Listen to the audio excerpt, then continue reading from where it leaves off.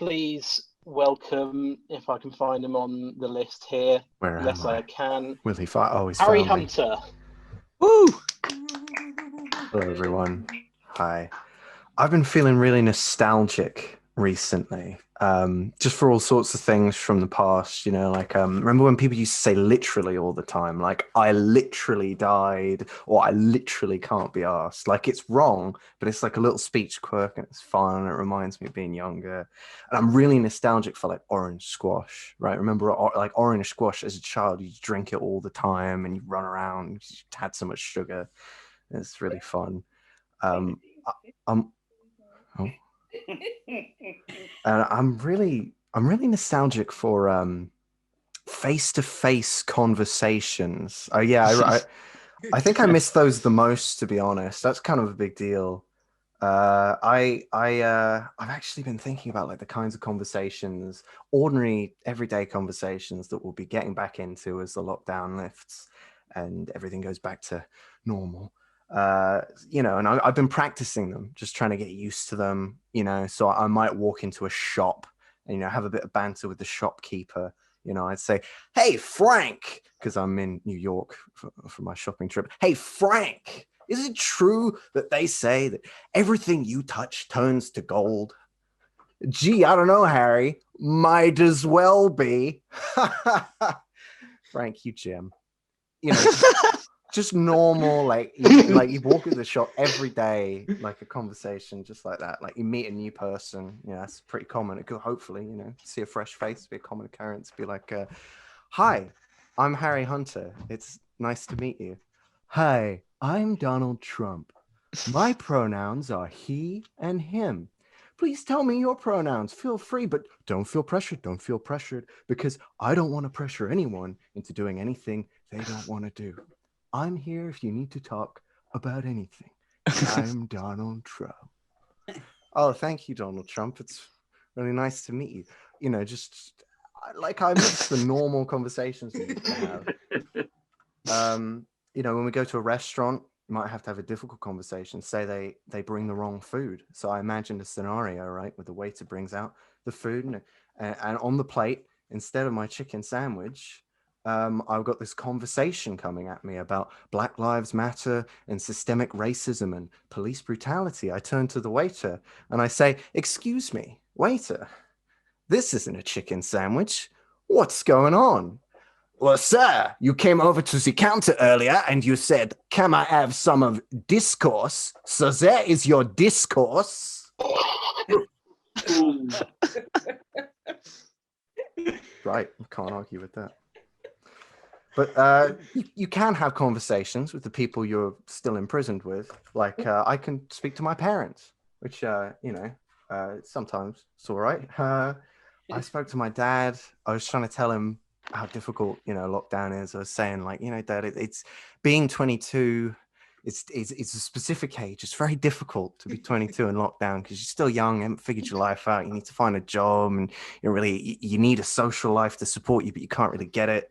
And at the time in your life when you feel like you most need it. Oh, Harry, he'll say. Oh, Harry, you might think you've got it bad, but some people have got it worse, Some people are born without mouths, but you don't hear them complaining, do you, Harry?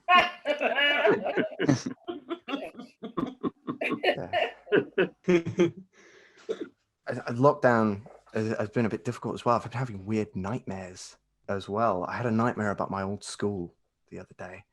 It was really weird. I went in and there was a big maths test I hadn't revised for at all. And I looked down and I wasn't wearing any trousers and I was starting to really panic. And then I looked up and I saw that the school lesson was just on Zoom on my laptop. So it was fine that I wasn't wearing trousers. And I just Googled the answers. It wasn't actually that bad of a nightmare, to be honest. Speaking of nightmare, though, Royal died recently, Prince Philip. I don't follow the royals much. I've never watched The Crown, so I don't really know anything about the royals. But he seemed like a good chap from all the stuff in the news. It's sad when someone dies, especially Prince Philip dying at the age of 99, because he was so close to getting a birthday card finally from his wife.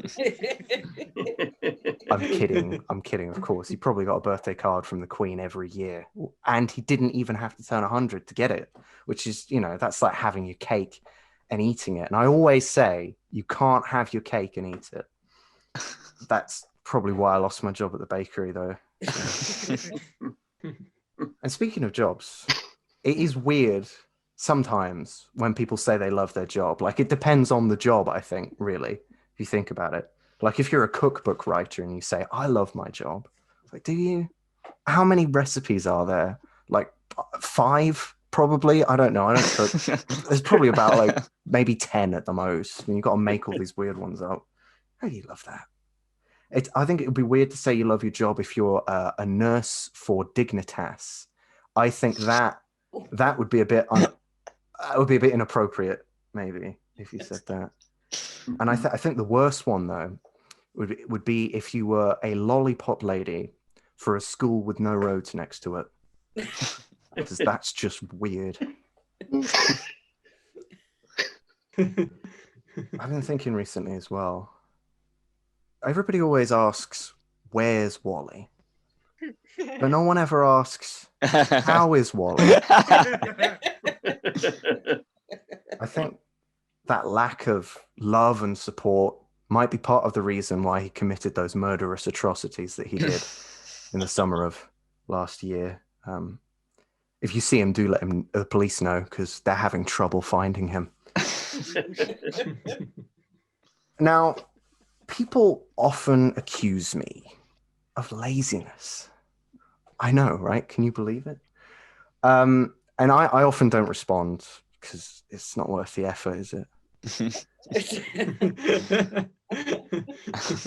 With that in mind, this next section of my set is just entirely plagiarized. Buzzfeeds top 5 reasons to be a fascist. Number 4 will make you shit yourself. Fascism tends to get a bad rap these days, but is it all that bad? Sure, Hitler and his buddies were some pretty savage dudes, but have you ever given fascism a go? Here at BuzzFeed, we thought we'd help these ideological underdogs out by giving the top 5 reasons to be a fascist yourself. Open wide. Number 1, looking good. The black shirts terrorized the streets of Italy for decades, dismantling the social order to replace it with a much cooler one. How would you like to save the world while wearing all black? I mean, come on. It goes with everything. Plus, you get free armbands to distinguish yourself from your lessers, which is self-expression to the max. Number 2, no democracy, no problem. Voting is so boring. You have to go to a school in the middle of the day and you don't even get the guy you voted for. As the 2016 elections proved, other people vote for the wrong things. So why let them? And then in this article I'm reading, there's a gif of Kermit the Frog, and he's sort of shrugging his shoulders as if to say, yes, why let them? Number 3, violence looks cool in films. What if it's cool in real life? We all saw Iron Man take on Thanos in Avengers Endgame. That was the most epic thing ever. Imagine if Joe Biden unloaded an AR-15 into Donald Trump's butt. I'd watch the frick out of that. Plus, with the state condoning violence as the main expression of both self and nation, the atmosphere at football games is going to be turned up to 11. Number 4, DIY fash. Since its invention by Benito Mussolini in the 1920s, fascism has remained broadly undefined. So why not make it your own with fun colors and symbols?